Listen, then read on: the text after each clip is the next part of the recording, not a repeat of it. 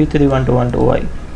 Malicious use of labs, poisoning AdmPwd.dll. This video is based on talk malicious use of Microsoft Labs local administrator password solution given by Clemens and Antonio at Hacklow. Labs basically mitigates the risk of lateral movement when an administrator passwords same across the environment. Labs basically sets the random passwords for built-in administrator account on every domain joined computers.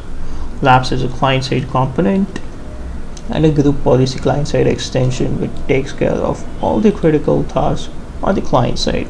At each GPU update, Labs uses a client-side extension.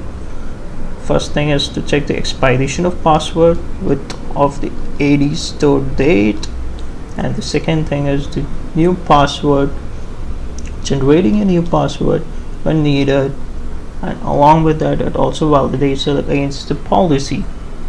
The passwords will be stored in the confidential attribute of Active Directory called ms-Mcs-AdmPwd. An expiration time and date would be stored in ms-Mcs-AdmPwd expiration time. So it's basically a single client-side extension DLL file, that is AdmPwd.dll. Labs was based on an open source solution called AdmPwd and is now part of Microsoft portfolio product. So the DLL file did not have an integrity check or signature verification.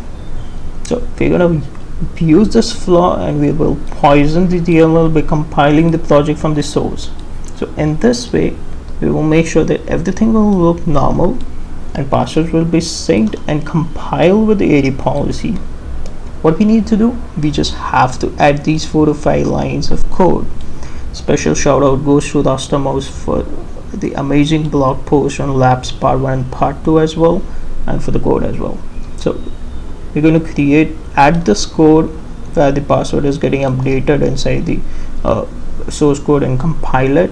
What it does, it is going to create a backdoor.txt file inside the C file folder, and it is going to put the password in clear text when the group policy updates, right? So this is going to create a persistence on the administrator password in clear text as long as the DLL, poison DLL, stays in that machine, right? So what if you lose administrator or anti-rights access on that machine, you still have access to that file, right? So let's compile the project and replace the original DLL with the poison DLL. Okay, so this is let's compile the project. We have given 2 header files, stream fstream using namespace std and other 3 to 4 lines for updating. So this is where the new password is being created and timestamp would be reported to the AD. So we have added these 3 lines of code. Now let's compile this.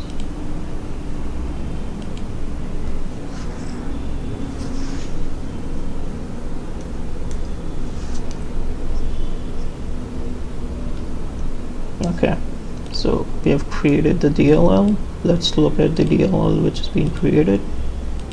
So this is the poison DLL. We'll copy the DLL and paste it at a common location, share drive, labs backdoor. I'll paste it here, right? Now let's go to the machine where labs has been installed. So let's open this. Open the C drive, program files, labs, CSE, and this is the original file. We are going to replace the original file with the poison file. PowerShell, labs backdoor. So this is the poison DLL, and we're going to replace it. Okay, let's replace it. It asks for administrator password, right? For the demo purpose, we assume that the malicious user already has administrator rights or system rights to replace the DLL. So on our assumption, the user already has access.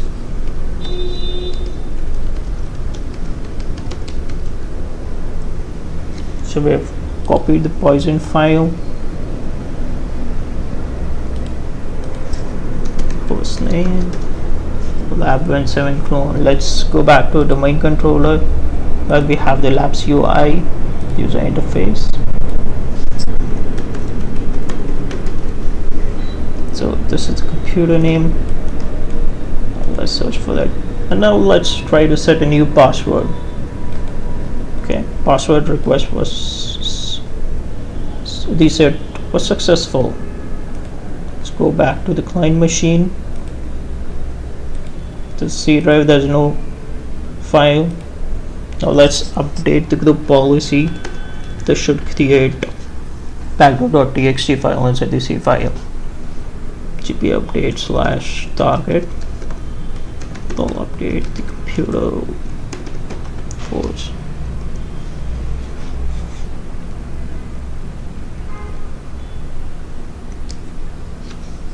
Okay, computer policy update and completed successfully.